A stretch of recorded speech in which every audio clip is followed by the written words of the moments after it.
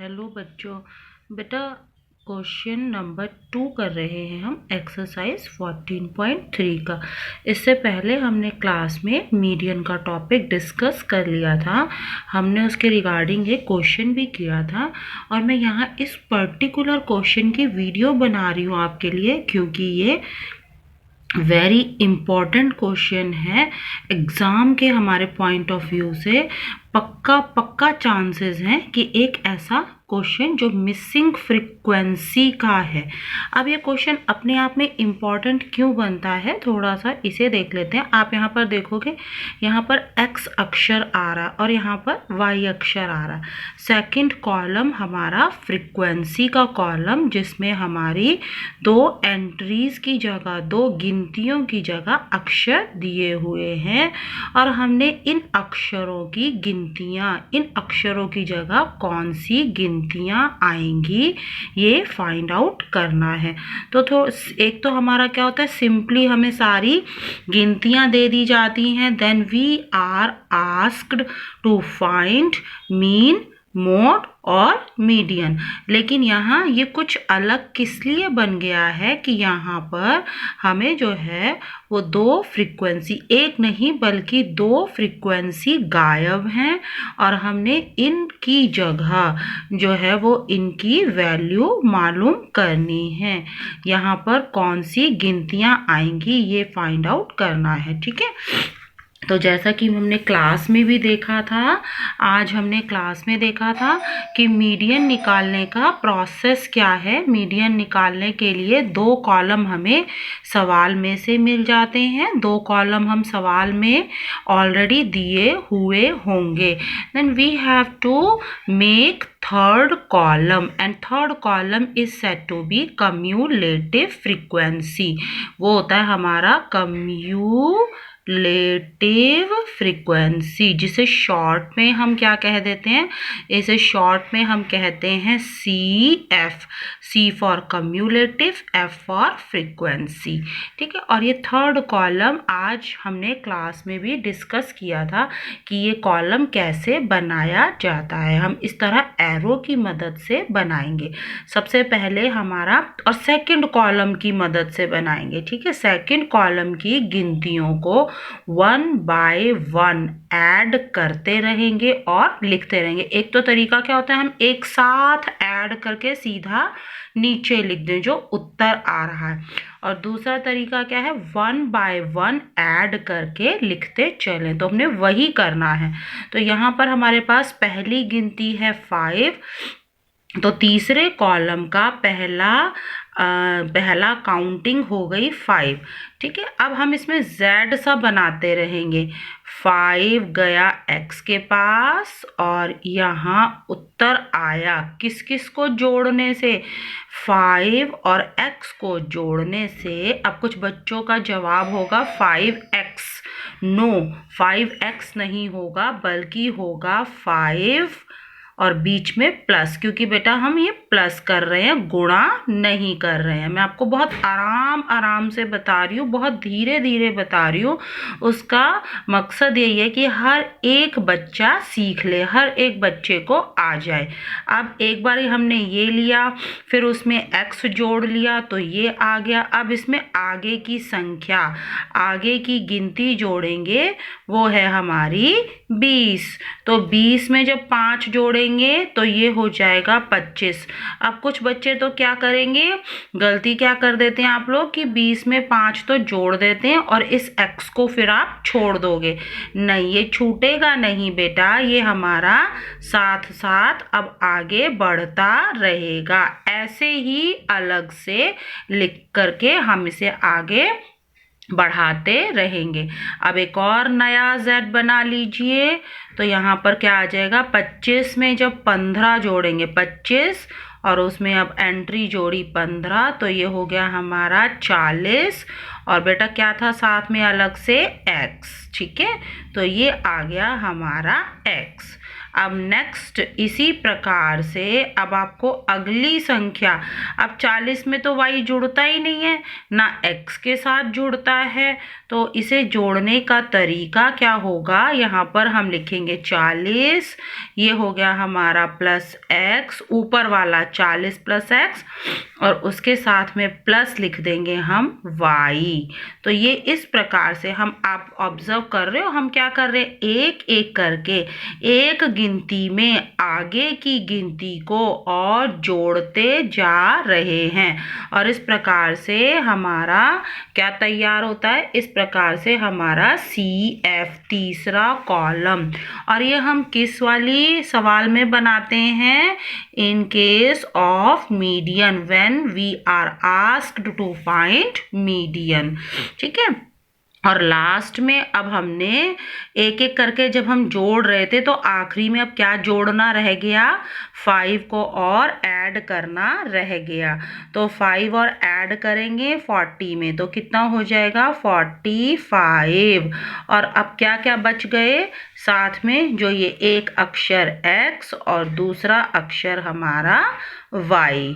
तो इस प्रकार से हमने बारी बारी से एक में अगला, फिर उसमें अगला, इस प्रकार से जोड़ जोड़ करके लिखते चले गए, तो आखिरी में हमारा ये आ गया। तो इस प्रकार से बेटा हमने ये कौन सा खाना, कौन सा वाला कॉलम कंप्लीट किया है, कॉलम नंबर 3। अब यहाँ पर आप इसको देखोगे, इस क्वेश्चन में लिखा हुआ था मीडियन ऑफ डिस्ट्रीब्यूशन इज 28.5। इस वाले सवाल में ऑलरेडी मीडियन की वैल्यू निकाली हुई है, मीडियन का मान तुम्हें पहले से ही दिया हुआ है। तो निकालना क्या है, x की वैल्यू और y की वैल्यू। तो क्योंकि ये सवाल किसका है बच्चे, ये सवाल है हमारा मीडियन का, तो इसलिए मैंने यहाँ पर मीडियन का फॉर्मूला लिखा है। यहाँ शब्द भी आ रहा है ना मीडियन, तो यहाँ से हम अंदाज़ा लगा लेंगे कि ये सवाल मीडियन का है। तो मीडियन का है तो फॉर्मूला हमें मीडियन का ही लिखना पड़ेगा।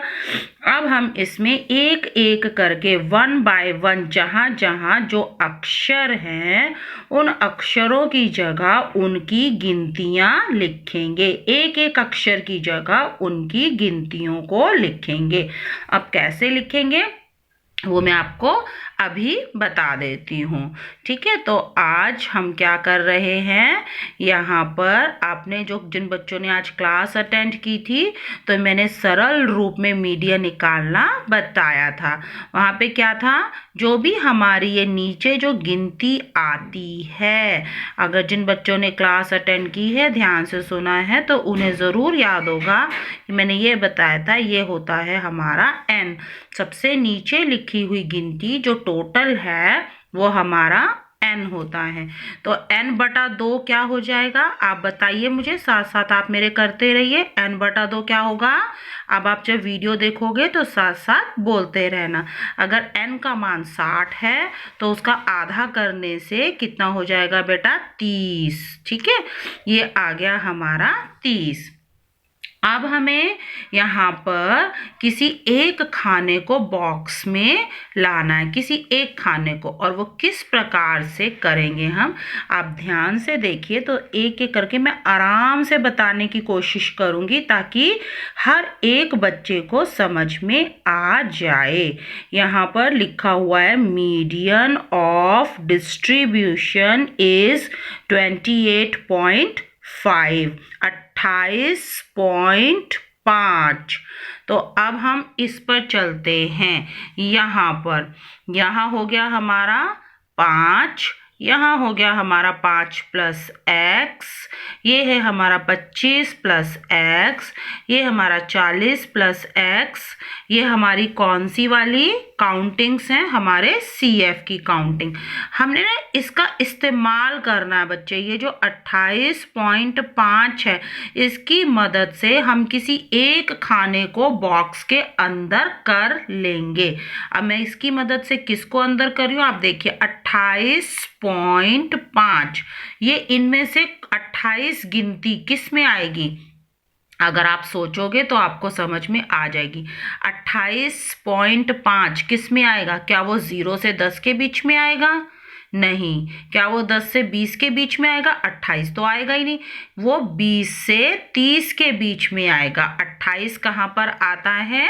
20 से 30 वाली काउंटिंग में। तो इस प्रकार से हमने इसको देख करके इस वाले बक्से में क्या कर दिया है? इस वाले बक्से में हमने एक ये वाले को हमने किसके अंदर ले लिया है? बॉक्स के अंदर ले लिया।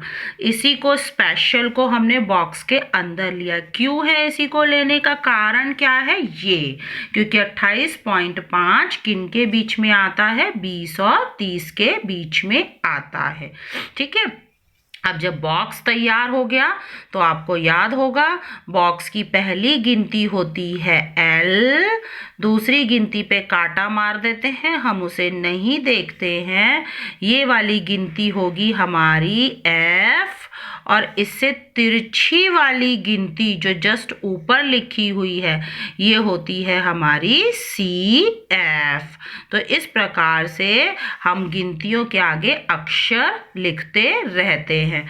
तो आपने क्या करना है? सबसे पहले आपको पता होना चाहिए कि कौन से इंटरवल को बॉक्स में रखना है। उसके बाद पहली वाली गिनती बनेगी L, दूसरी वाली गिनती का कोई काम नहीं है, आप उसे क्रॉस लगा देना। तीसरी वाली गिनती जो यहाँ दूसरे कॉलम में इसके आगे लिख दोगे F, और इससे जस्ट ऊपर वाली को यहाँ पर जो टेढ़े कॉलम में यहाँ पर थर्ड कॉलम में जो ऊपर है वो बनेगी हमारी CF। तो हमने एक एक अक्षर के एक एक नंबर के आगे हमने उनके अक्षर लिख दिए। अब मैं यहाँ पर क्या कर रही हूँ? फॉर्मूले में 1 बाय 1 वैल्यू पुट कर रही हूँ। तो मीडियन के नीचे कितना लिखना पड़ेगा? मीडियन की वैल्यू दी हुई है, कितनी है? 28.5। L की वैल्यू L अक्षर का नंबर कितना है? 20। वो हम यहाँ ऊपर से कॉलम से देख रहे हैं। अब मैंने आपको पहले भी बताया कि कुछ बच्चे क्या करते हैं, ये प्लस का निशान छोड़ देते हैं। तो निशान को नहीं छोड़ना। L का मान, फिर उसके आगे प्लस का निशान, फिर बड़ी ब्रैकेट, आराम आराम से करेंगे। n/2 का मान 30 निकल के आ गया। CF का मान कितना था? 5 + x, लेकिन क्योंकि यहाँ आगे किसका निशान है? माइनस का, तो 5 का निशान भी माइनस और x का निशान भी हो गया माइनस।